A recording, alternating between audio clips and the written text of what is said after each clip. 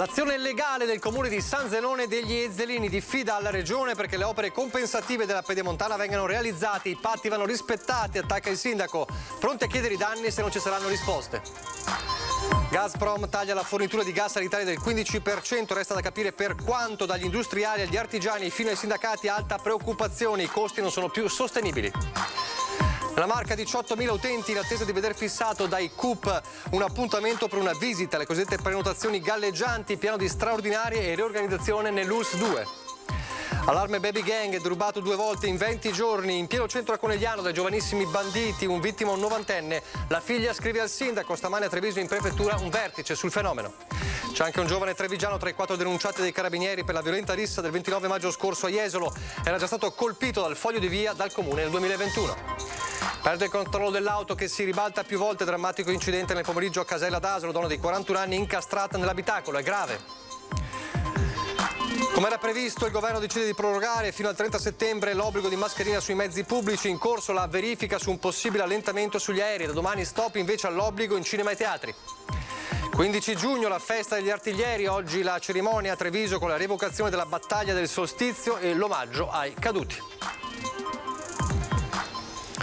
Telespettatori di Antena 3, buonasera e ben ritrovati con il telegiornale di Treviso. Dunque in primo piano l'azione del comune di San Zenone degli Ezzelini, una diffida al presidente Zaia e alla regione perché le opere compensative della Pedemontana Veneta vengano realizzate. Il primo cittadino va all'attacco, dice i patti vanno rispettati. Sono arrivato a mandare una lettera di diffida alla regione perché San Zenone è stanca. Io sono stanco, siamo davvero stanchi di non avere risposte.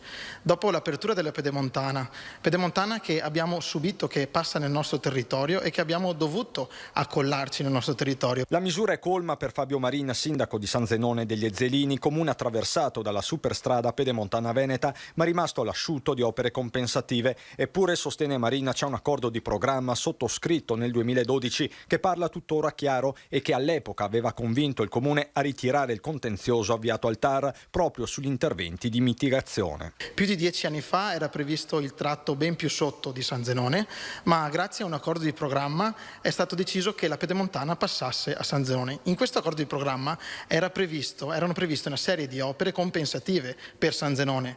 Vedi ad esempio la riqualificazione di tutto il centro del nostro territorio, vedi la rotatoria che deve essere realizzata all'altezza del municipio. Opere da circa 5 milioni di euro che riguardano anche le frazioni, progetti predisposti con il supporto di Veneto Strade ma rimasti sulla carta per carenza di fondi. Solo una frase, non ci sono soldi e mai nulla di ufficiale. Da qui la mossa eclatante di Marin, una diffida inviata a Palazzo Balbi da uno studio legale. Dove diamo un tempo massimo, logicamente, per convocare questa conferenza di servizi, altrimenti procederemo ancora per vie legali.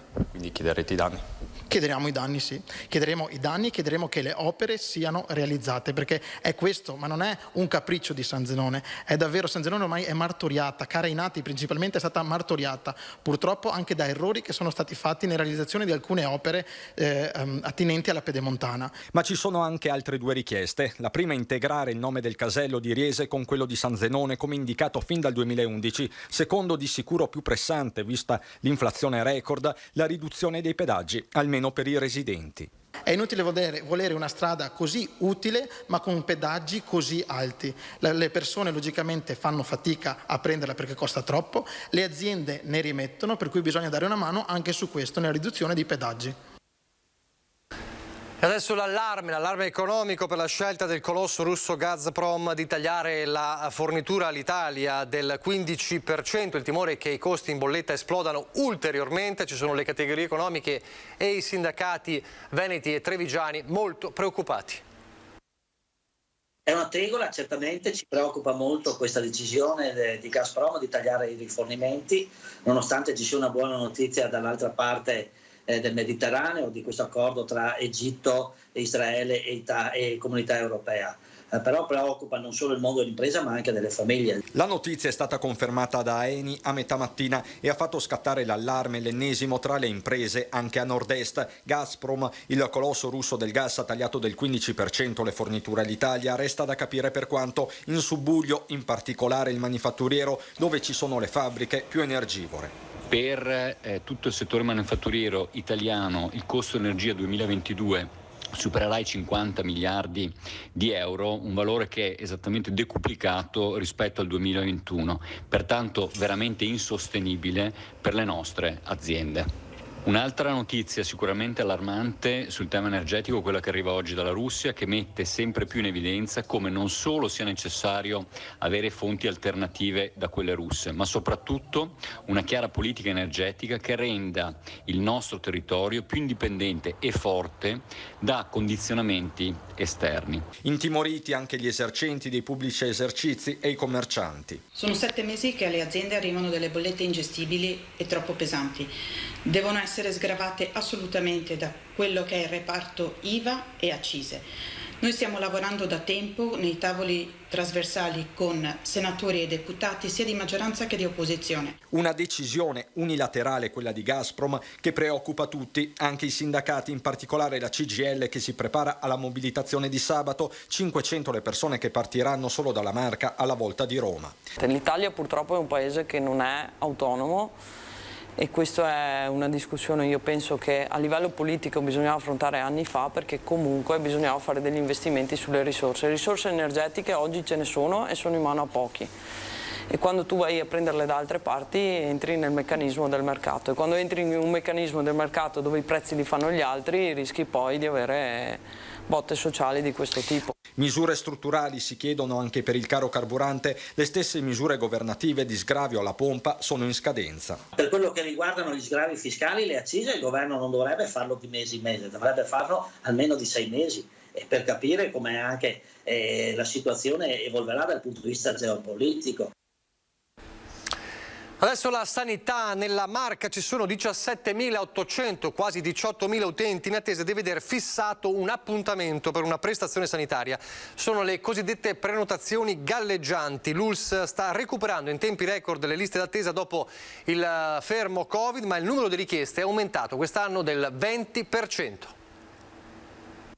Se riuscissimo un po' tutti insieme ragionevolmente a capire che si può anche traslare più avanti una visita di controllo, credo che farebbe bene a chi invece ha le vere urgenze. Nell'ULSS 2 ci sono 17.800 prenotazioni galleggianti, ovvero raccolte ma non fissate. Equivalgono a 17.800 chiamate di utenti che hanno contattato il CUP per una visita e che ora sono in attesa che l'appuntamento venga fissato. Questo è il saldo dopo 2 anni di Covid. L'ULSS è riuscita a mettere in atto una programmazione da record, una corsa contro il tempo, recuperando l'89% delle prestazioni rimaste al palo tra il 2020 e il 2021. Ma nel 2022, incredibilmente, la domanda di visite e di controllo è aumentata del 20%. Anche un 5% di cardiologia significa avere 5-10.000 prestazioni in più nel corso di un anno, quindi sono tantissime.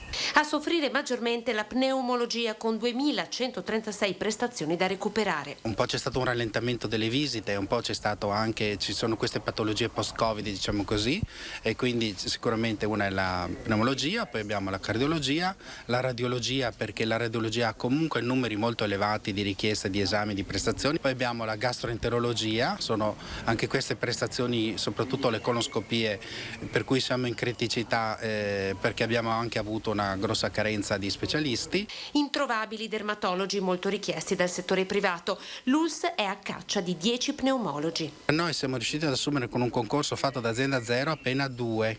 Un lavoro ciclopico per smaltire le liste d'attesa ottenuto grazie agli straordinari fatti dai medici in servizio e allo scambio di prenotazioni e specialisti tra ULSS. Un risico che ha permesso alla sanità trevigiana di reggere l'urto del saldo ormai dal 2019 negativo di medici e infermieri. Solo nel 2021, a fronte dell'assunzione di 158 medici, 189 se ne sono andati. Poi ci sono i Novax, 7 medici e 63 infermieri, ora fuori dal servizio, e i contagiati, che attualmente sono 16 medici e 63 infermieri.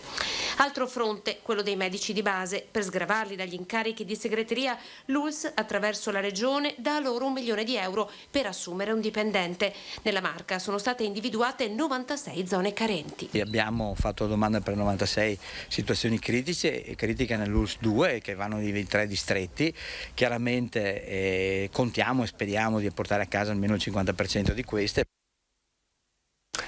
La cronaca adesso, vittima di un terribile incidente, una 41enne che poco prima delle 17 a Casella d'Asolo in via Scavonestra Marosticana ha perso il controllo della sua vettura dell'uscita di strada, ribaltandosi più volte con il mezzo, rimanendo poi incastrata nell'abitacolo. I vigili del fuoco l'hanno liberata, mentre i sanitari del SUEM l'hanno ricoverata in gravi condizioni in ospedale. Da accertare la dinamica del sinistro avvenuto appunto poco prima delle 17 a Casella d'Asolo. Adesso il fenomeno allarmante delle baby gang, derubato 2 volte in 20 giorni, in pieno giorno, mattina, e in pieno centro a Conegliano da giovanissimi banditi. La vittima è un 90enne e la figlia ha scritto al sindaco. Finché non tocca in prima persona magari uno lo può sottovalutare, anche a noi non era mai capitato finora e sì, lo vivevamo solo per sentito dire. Ci siamo resi conto in prima persona che effettivamente no, non è assolutamente da sottovalutare. Non sottovalutare, non derubricare i fenomeni a semplici ragazzate. L'appello di Anna viene dall'esperienza che non avrebbe voluto certo vivere. A parlare la figlia di un imprenditore 90enne di Conegliano che preferisce mantenere l'anonimato e che in appena 20 giorni in pieno centro, in pieno giorno, si è visto sottrarre ben 2 volte il telefono cellulare da giovani balordi nordafricani. Scippi velocissimi, quasi un accanimento nei confronti di un soggetto fragile data l'età e che è rimasto molto scosso. Mio padre sta bene fisicamente, per carità, però è spaventato anche perché insomma in pieno giorno in un quartiere che pur essendo residenziale è centralissimo, lui dice: perché devo vivere con timore le mie abitudini quotidiane solo perché sono anziano. Nel primo caso, zona di via Cadorna, ad agire è uno solo, rapidissimo, passa di fianco al 90enne, sfila il cellulare e scappa. Poi ieri mattina, a 20 metri di distanza e 20 giorni dopo, nell'area di via Padre Marco Daviano, 2 giovani lo avvicinano, lo superano e lo scippano. A sparire è ancora il telefono. Stavolta il contatto c'è, fortunatamente l'anziano non subisce conseguenze, ma resta la rabbia. Tanto che oltre alla denuncia ai carabinieri, la figlia scrive una lettera al sindaco Fabio Chies. Abbiamo segnalato che la gravità non sta solo nel fatto in sé, ma anche nel fatto che si sia ripetuto l'episodio e quindi insomma che ci sia, temiamo che ci sia un fenomeno, che magari ci siano gruppi di ragazzaglia che bazzicano il quartiere e vedono le persone più fragili e insomma agiscono, ecco. Cosa chiediamo? Abbiamo scritto al sindaco affinché si spera possa fare qualcosa quanto in suo potere affinché non si ripeta. Adesso anche con l'avvicinarsi dell'estate, quindi quando la città un po' si spopola, chiaro che viviamo con un po' di inquietudine, ecco. È proprio il tema, il fenomeno delle baby gang al centro stamane di un vertice in prefettura con i sindaci delle città più colpite da questo fenomeno nell'ultimo periodo. Abbiamo visto che ci sono stati dei fatti anche gravi perché hanno visto l'uso di coltelli, però da tutti è unanimemente riconosciuto che i controlli, il presidio del territorio, l'attività di prevenzione è forte e i responsabili di determinati accadimenti vengono sempre poi individuati. Il presidio del territorio è capillare, spiega. Le zone, quelle considerate maggiormente a rischio, sono attenzionate dalle forze dell'ordine. Un trend in crescita soprattutto negli ultimi mesi. In alcuni periodi come questo si è registrata, continua il prefetto, una recrudescenza del fenomeno. Al tavolo del Comitato per l'Ordine e la Sicurezza, Carabinieri, Questura, Polizia Locale e i comuni dove si sono verificati più casi: Treviso, Spresiano, Conegliano, Vittorio Veneto, Montebelluna e Castelfranco.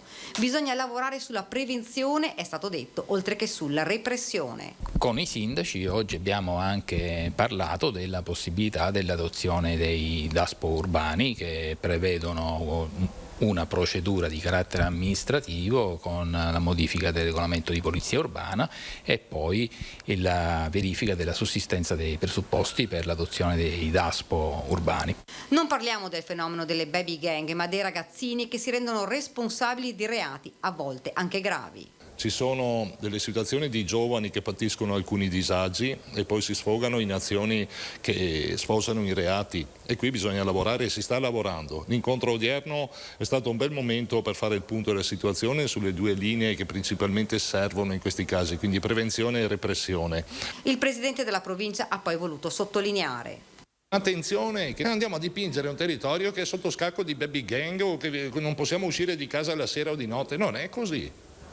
Certo è che la cronaca degli ultimi tempi ha messo in evidenza un fenomeno che preoccupa e che coinvolge sempre più giovanissimi, a volte addirittura strafottenti anche nei confronti delle forze dell'ordine stesse e delle regole. E intanto i carabinieri di Jesolo hanno chiuso il cerchio delle indagini sulla violenta rissa avvenuta proprio a fine maggio nella località balneare e c'è un trevigiano coinvolto.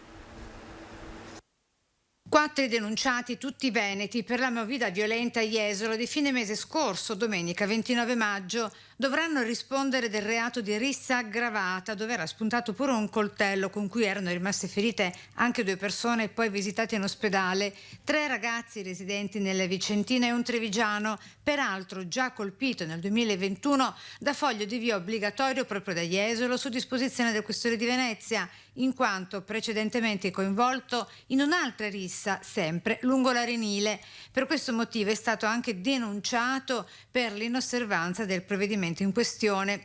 A identificarli i carabinieri, grazie alle testimonianze raccolte e alle immagini registrate dalle telecamere di videosorveglianza. Indagini dei militari ancora in corso con l'identificazione anche degli altri ragazzi coinvolti nella maxirissa di Piazza Mazzini. Allora parliamo delle mascherine, parliamo della decisione del Consiglio dei Ministri. Come era previsto, è stato prorogato fino al 30 di settembre l'obbligo delle mascherine sui mezzi di trasporto, bus e treni e nei presidi sanitari, comprese le RSA. Lo ha deciso appunto il Consiglio dei Ministri. Secondo invece quanto si apprende è in corso una verifica su un possibile allentamento dell'uso delle mascherine sugli aerei. Da domani invece 16 giugno le mascherine saranno raccomandate ma non più obbligatorie nei cinema, nei teatri, nei palazzetti dello sport e poi anche agli esami di maturità. Il CDM approvato oggi andrà in gazzetta nei prossimi giorni. Nel frattempo il ministro Speranza firmerà in serata un'ordinanza ponte identica alle disposizioni del Consiglio dei Ministri per consentirne l'immediata vigenza. Non era un problema di mascherina ma di Green Pass invece la causa dell'esasperazione del 37enne pakistano che 4 mesi fa si è dato fuoco in piazza a Oderzo. L'uomo è morto. 4 mesi a lottare tra la vita e la morte contro ustioni gravissime su tutto il corpo, ma le speranze sono finite nelle scorse ore quando Nadim Faraz è morto all'ospedale di Verona. La sera del 5 febbraio scorso aveva lasciato sotto shock Oderzo quando si era dato fuoco in piazza, a poca distanza dal kebab dove lavorava, in via Roma. Si era cosparso di alcol e si era trasformato in una torcia umana sotto gli occhi dei passanti attoniti. Esasperato, raccontava il suo avvocato, dalle 2 multe che aveva ricevuto per essere stato trovato al lavoro privo di Green Pass. Davanti alla seconda sanzione comminata quella sera dai carabinieri, già fragile per problemi di depressione, non aveva più retto. I testimoni, pur sconvolti, erano riusciti a spegnere le fiamme con un estintore e avevano prestato i primi soccorsi in attesa dell'ambulanza. Poi il ricovero del 37enne pakistano con ustioni di 3° grado sull'80% del corpo. Le sue condizioni erano apparse subito gravissime. Era rimasto per molte settimane in terapia intensiva. Dopo 4 mesi il suo corpo non ha retto. Arrivato poco meno di 10 anni fa in Italia, aveva avuto qualche disavventura giudiziaria ed era in attesa di una imminente estradizione in Grecia per scontare una condanna a 8 anni per una cessione di 4 grammi di hashish. Il 37enne si trovava ai domiciliari. Gli era stato concesso di spostarsi solo per andare al lavoro, ma non per vaccinarsi e quindi di ottenere il Green Pass per lavorare. Un paradosso che lo avrebbe portato all'esasperazione di quella sera fatale a Oderzo. Adesso parliamo dello sciopero contro i buoni pasto che era previsto oggi, gli esercenti, la grande distribuzione, ma a Treviso non ha decollato, o meglio è stato messo in atto a macchia di leopardo. Sì, noi oggi accettiamo buoni pasto. No, non lo accettiamo. Quindi aderite allo sciopero? Sì. Eri a conoscenza che oggi c'era una giornata di sciopero contro i buoni pasto? No, questo non saprei. Perché in pochi locali oggi hanno aderito però? Perché secondo me c'è stata poca informazione da parte delle associazioni di categoria e quindi purtroppo molti non lo sapevano. Adesioni a macchia di leopardo allo sciopero nazionale indetto contro i buoni pasto da titolari di pubblici esercizi e grande distribuzione. Eppure, andando a fondo, si capisce che il sistema che regola i ticket più usati al mondo non piace proprio a nessuno. Una sostanziale condizione di monopolio che impone ai pubblici esercizi di accettare di guadagnare almeno il 20% in meno di quanto avrebbero incassato. Su un menù da 10 euro ce ne restano 8. È una battaglia che stiamo conducendo da tanti anni, perché abbiamo visto crescere il costo del buono pasto da parte nostra per noi con una percentuale che è diventata improponibile adesso. Ormai la maggior parte sono del gruppo Edenred, appunto Ticket Restaurant, e più che altro controllano i fruitori, quelli più grossi, quindi dalle poste piuttosto che gli altri uffici pubblici, e quindi è impossibile anche star là a contrattare, e quindi per noi è solo un ennesimo salasso al nostro carico. La deriva di un mercato che vale almeno 3 miliardi sarebbe dovuta alle commissioni imposte dalla pubblica amministrazione, che rendono il servizio insostenibile per gli esercenti che in 2 anni di pandemia hanno lavorato anche in condizioni di perdita. Molti di loro, proprio per questo, oggi non se la sono sentita di svantaggiare i clienti rifiutandosi di accettare i ticket. Ma attenzione, spiega Luca Bonato della Fida Trevigiana, è solo facendo massa critica che la categoria può aspirare ad avere voce in capitolo. Perché non c'è la mentalità da parte delle associazioni, che io considero non le associazioni di categoria specifica, ma tutti noi che componiamo un'associazione, che possono essere i ristoratori, i commercianti, non riusciamo a capire che facendo gruppo si ottengono i risultati. Se non si fa gruppo e ognuno pensa per le proprie mura, non si ottiene niente. Questo sciopero, secondo me, andava inteso come un messaggio. Pochi istanti di pubblicità, poi di nuovo in diretta.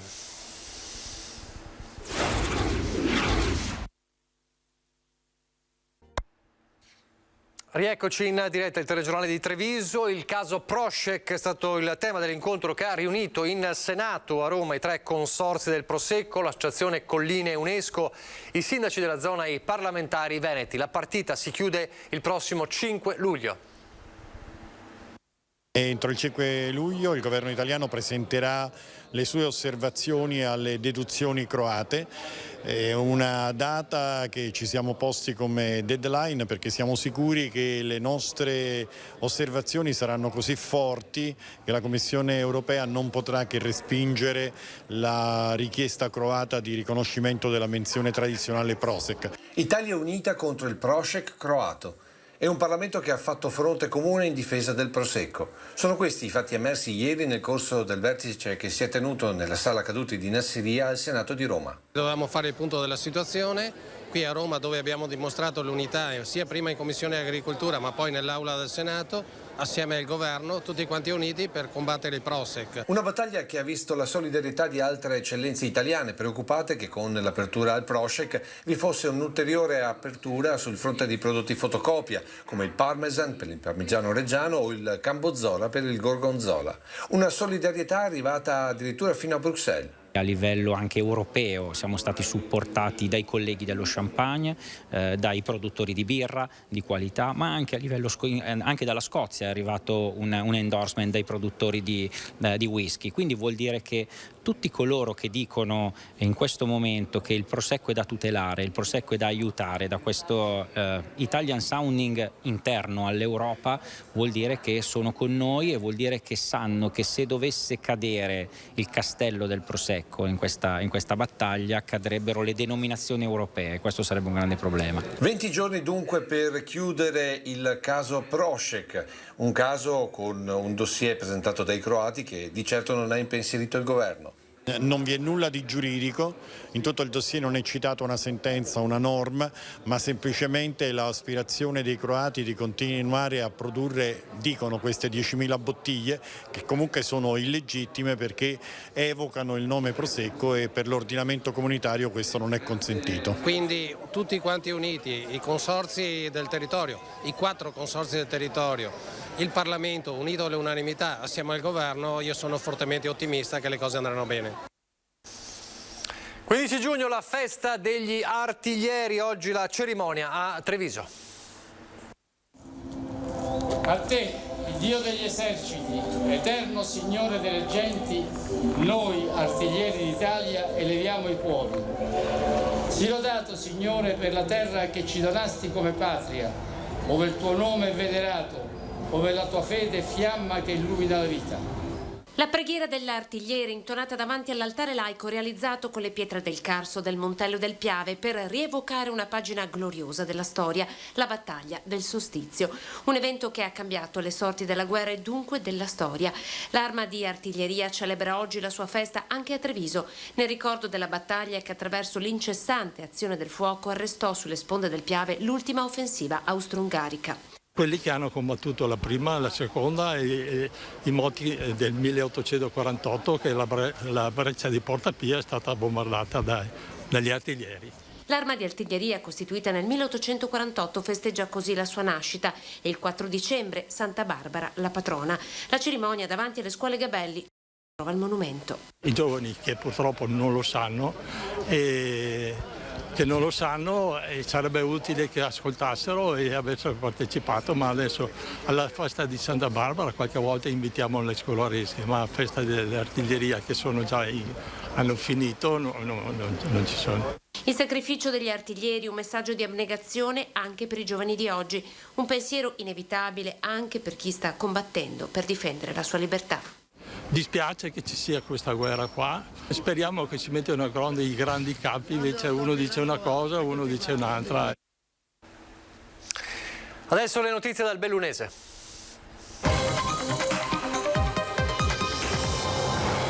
E anche nel Bellunese in primo piano c'è la sanità e quindi il punto della situazione in ULSS 1 per le liste d'attesa che sono in recupero dopo la pandemia, ma mancano ancora troppi medici.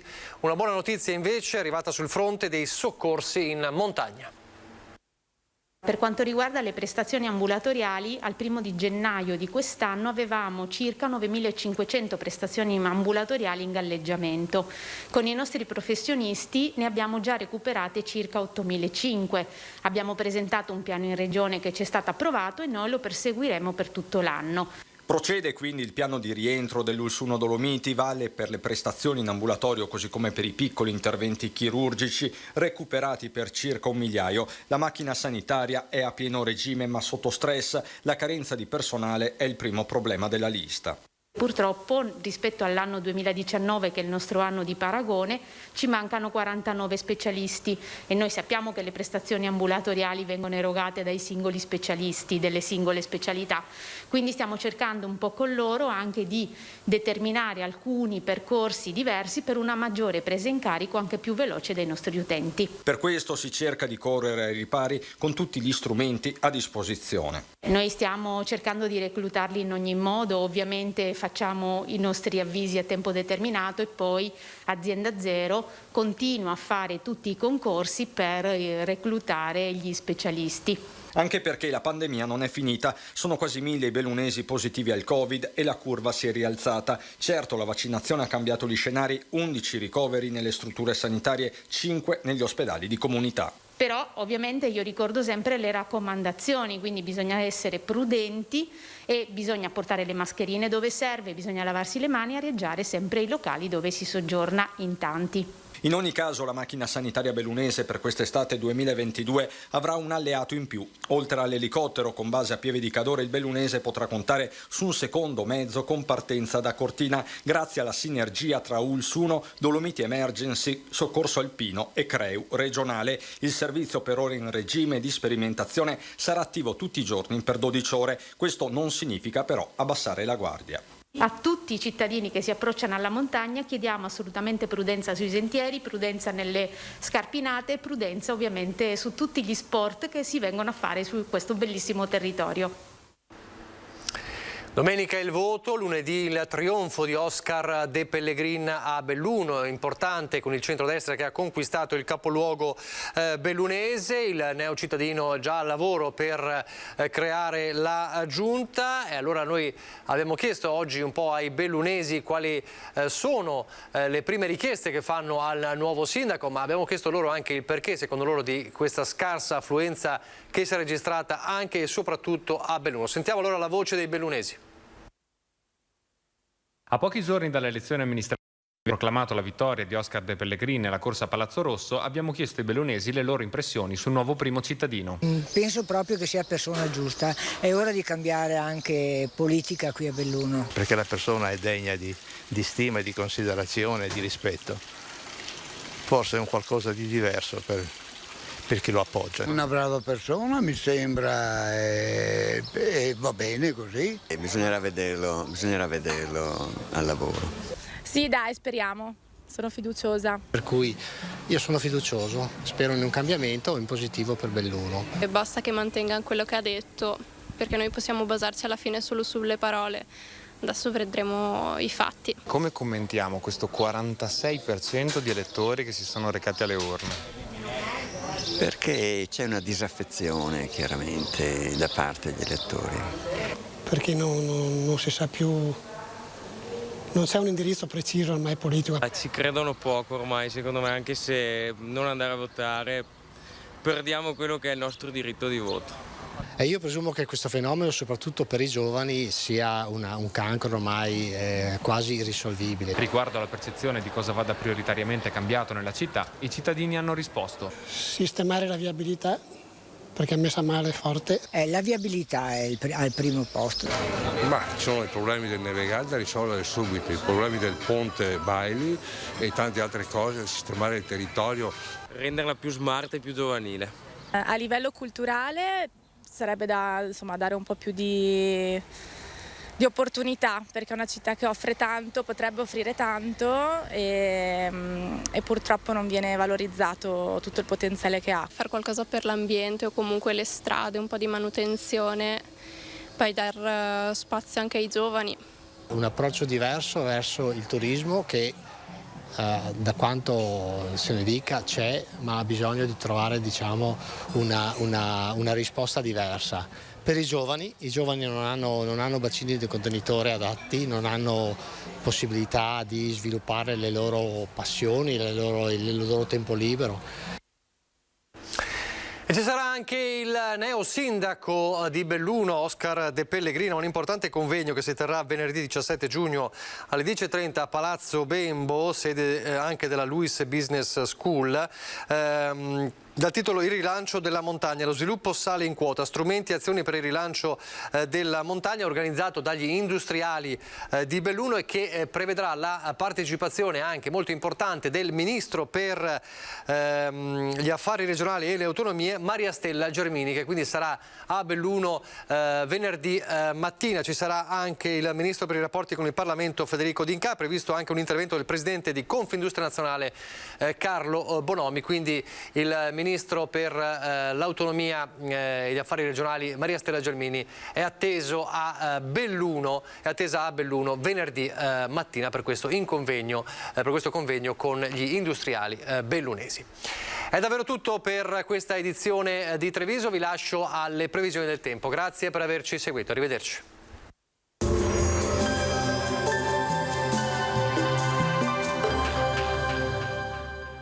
Da oltre 40 anni Bacifrutta c'è per te. La qualità e il risparmio Bacifrutta c'è per te. Selezioniamo il prodotto, Bacifrutta c'è per te.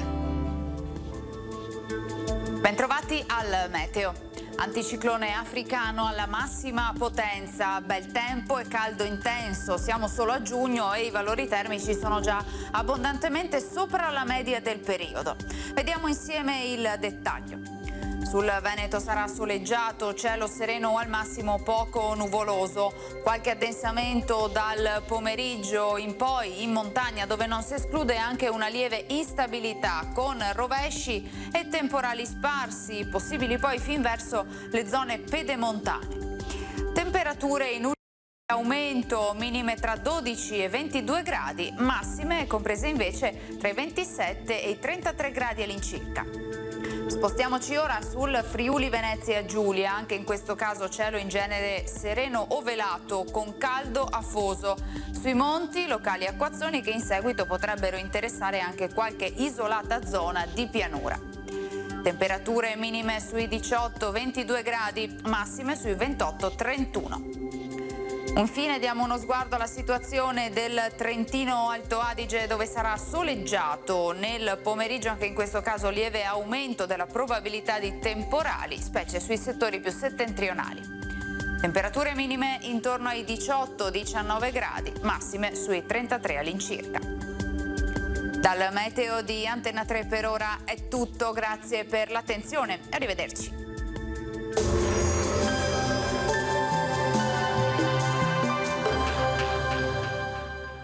Da oltre 40 anni Bacifrutta c'è per te. La qualità e il risparmio, Bacifrutta c'è per te. Selezioniamo il prodotto, Bacifrutta c'è per te.